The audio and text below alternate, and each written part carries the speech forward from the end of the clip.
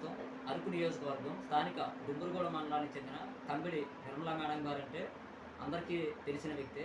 నేడు ఆవిడ ఇక్కడ వైసీపీ రెబల్ అభ్యర్థిగా నేడు ఎమ్మెల్యేగా మొన్న నామినేషన్ వేశారు. ఈరోజు బరిలో ఉన్నారు.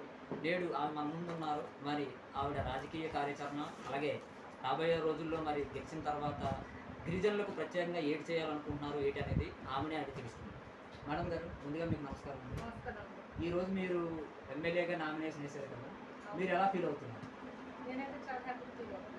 అది మేడం గారు అంటే మాకు ఒక విషయం తెలిసింది, మీరు ఉన్నతమైన చదువులు చదువుకొని కూడా మరి ప్రభుత్వ ఉద్యోగాలు వచ్చినప్పుడు కూడా దాన్ని వీడి మీరు ఈ ప్రజాసేవలకు రావడానికి గల ముఖ్య కారణం ఏంటండి? నాకు చదువుకొని ఉద్యోగం చేసి నా వరకే నేను పరిమితంగా నేనే డెవలప్ అవ్వాలనే ఆలోచన అయితే నాకు లేదండి. ఫస్ట్ ఆఫ్ ఆల్ ఇదన్నమాట. సెకండ్ ఏంటంటే ఇప్పుడు ప్రజల్లో నేను అంటే నాకు ఆలోచన ఉంది, ప్రజల్లో నేను వెళ్ళాలి, ప్రజల్లో నేను వాళ్ళతోటి మా కష్టస్థితులు చూసి వాళ్ళతోటి నేను పాల్పంచుకోవాలి, ప్రజలు నాకు కావాలి.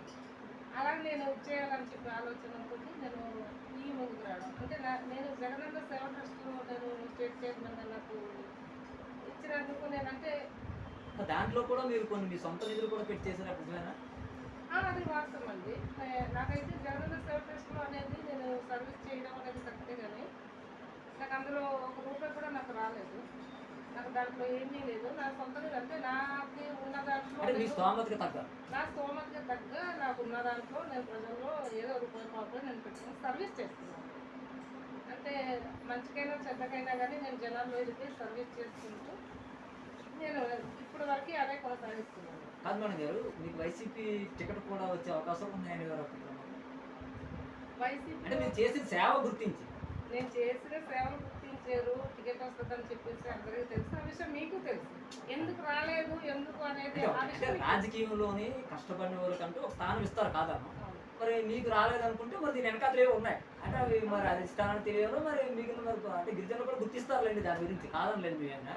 కాకపోతే మరి ఈ రోజు ప్రత్యేకంగా మీరు దిగారు కదా, అది మీ సొంతంగా ఇది అవుతున్నారా లేకపోతే మీ తోటి గిరిజనులు అందరూ మీకు సపోర్ట్ చేస్తున్నారా? నా సొంతంగా అయితే సార్ నేను యాక్చువల్గా నేను జనంలో ఇది సర్వీస్ చేద్దామని సర్వీస్ మైండ్ అయితే నాకు ఉంది.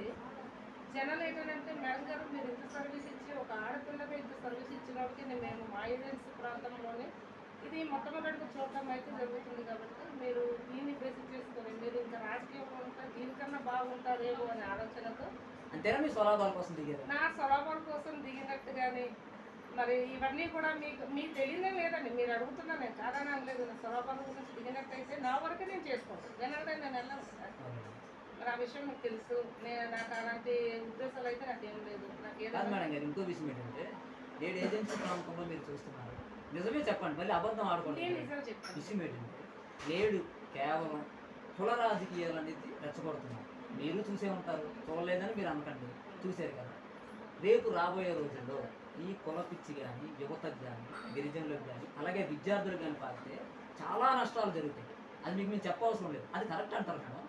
ఏమండి ఈరోజు కుల పిచ్చి రాజకీయాలు అనేది నేను మొట్టమొదటిగా చూడటం ఇదేనండి. ఎందుకంటే నాకు తెలిసి మా తాత ముత్తాత దగ్గర నుంచి కూడా అంటే మా వాళ్ళు కూడా తెలిస్తే ఇప్పుడు నాకు తెలియకపోవచ్చు, మా పెద్దవాళ్ళు కూడా రాజకీయం అనుభవం ఉంది. ఇప్పుడు వాళ్ళు కూడా కనీసం మనం ఇలాంటిది ఏమైనా ఉంటే నాకు ముందుగానే నేను చెప్తాను. అంటే మనం ఈ కేస్ట్ వాళ్ళు వాళ్ళ కేస్ట్ వాళ్ళు అనే ఆ థాట్ కూడా ఈ రోజు వరకు లేదండి. ఇప్పుడు వరకు మాకు కూడా ఆలోచన ఏంటంటే అందరూ మన గిరిజన ప్రాంతం వాళ్ళు ఉన్న వాళ్ళందరూ కూడా మన గిరిజన వాళ్ళు, మేమందరూ గిరిజన వాళ్ళు, అంతేగాని అలాంటి భేదాలు అయితే మాకు లేవండి. కరెక్ట్ లేదు. మైదాన ప్రాంతంలో ఉన్న వాళ్ళు గిరిజనేతలు అంటారు, మన్యులో ఉన్న వాళ్ళు గిరిజనులే అంటారు. అంటే ఇది కేవలం కొంతమంది కూడా ఏంటంటే కేవలం రాజకీయ స్వలాభం కోసం చేస్తున్నారు అంటారు. లేదండి, అది మాత్రం కరెక్ట్ కాదండి. అలాగన్నా అంటే అలాగే కాదండి. ఇప్పుడు కుల వ్యవస్థ అనేది ఏంటంటే మా వర్గీయులు ఎంతమంది ఉన్నారు, మీ వర్గీయులు ఎంతమంది ఉన్నారు, ఈసారి మేమే గెలుస్తున్నాం అని చెప్పి అంటున్నారు కదా.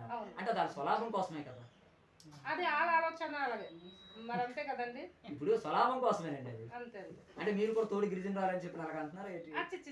అది మాత్రం కాదు, నాకైతే ఆలోచన అయితే లేదండి. మరి ఈ విషయం మేడం గారు మీకు లేదు అన్న సంగతి మాకు తెలుసు, ఎందుకంటే మీరు ఏ రోజు ఒక స్టేట్మెంట్ ఇవ్వలేదు, ఒక ఇది ఇవ్వలేదు. నేను అంటుంది అది కాదు మేడం గారు, ఇప్పుడు చేస్తున్న వాళ్ళు అవన్నీ స్వలాభాల కోసమే కదా అని అడుగుతున్నాను నేను.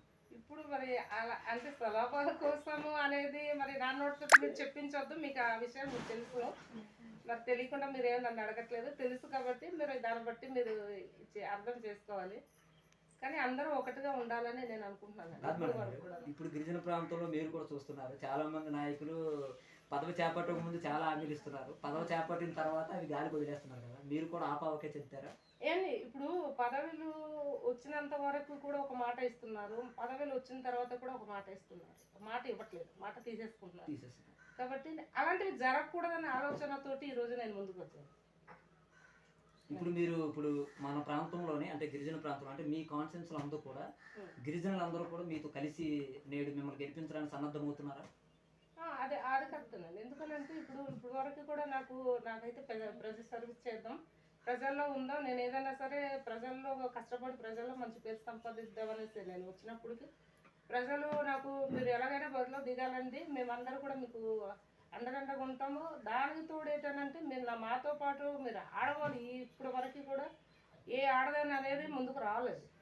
పైగా అంటే చిన్న వయసు అంటే 37 సంవత్సరాలు, ఈ వయసులో కూడా ఒక రాజకీయంలో ఫస్ట్ టైం వచ్చి ఒక ఎమ్మెల్యేగా నిలబడడం అనేది ఏ ఏ అవకాశం లేకపోయినప్పటికీ కూడా మాకు ప్రతిదానికి అండదండగా ఉండడం అనేది మా ఆడవాళ్ళకి అందరికీ కూడా ఎలా మాట తిరిగారు ఇవన్నీ కూడా చేయడం అనేది ఎంతకి దీనిగా ఉందనేది వాళ్ళు చూసుకొని నన్ను ప్రోత్సహించారు కాబట్టి నేను ముందుకు వచ్చానండి. కాదు మేడం గారు, మీరు ఈ సేవా ట్రస్ట్లను నడుపుతున్నారు, ప్రజల్లోనూ మమేకమై ఉన్నారు కదా, మీకు అఖిలపక్ష పార్టీలు ఏమైనా మీకు ఇంత ఇస్తాం అంత ఇస్తాం ఆ పార్టీలు రండి అని ఎప్పుడైనా ఏమైనా అన్నారండి?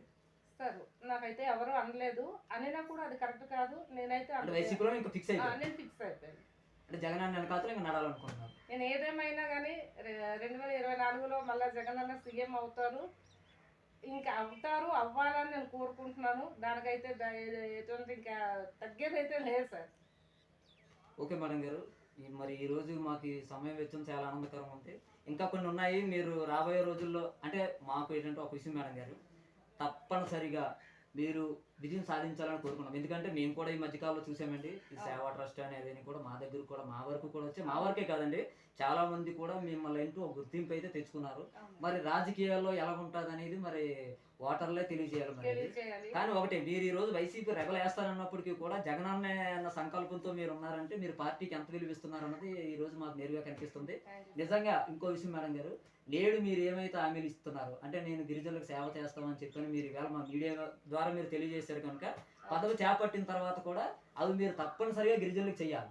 లేని ఎడల మీడియా ద్వారా మేము కూడా ప్రశ్నిస్తాము. అలాగే మీరు ఒక మంచి సంకల్పంతో దిగారు కాబట్టి మీకు మీడియా అంతా ఏమన్నా మీరు చెప్పిన విధానం అని బదులు మా సపోర్ట్ కూడా మీకు ఉంటుంది. గిరిజనులకు సేవ చేసే విషయంలోనే ఎటువంటి స్వలాభాల కోసం కానీ ఆ విషయంలోనైతే మేము సహాయం చేయం.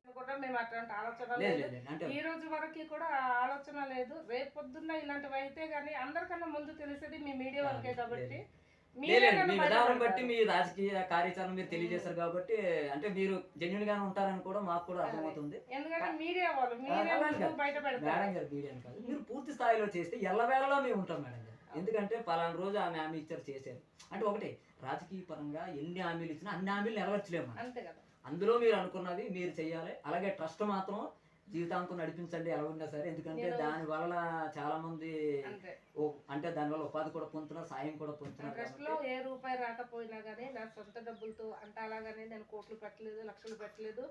నాకు స్తోమత తగ్గినట్టుగా నేను వాళ్ళకి ఎలా సాయం చేయాలి, ఎటువంటి సాయం చేస్తే బాగుంటది అనేసి ఆలోచన మీదగా దాన్ని బేసిస్ చేసుకొని అంటే ఆ ట్రస్ట్ని చేసుకుంటూ నేను జనాల దగ్గరికి వెళ్ళి నేను నాకు కలిగింది ఏదో నేను సర్వీస్ చేస్తున్నాను. ఓకే మేడం గారు, మీరు రాబోయే రోజుల్లో భారీ మెజార్టీతో గెలవాలని కోరుకుంటున్నాము. అలాగే గిరిజనులకు సేవ చేయాలని కూడా మేము చాలా ఆనందిస్తాం.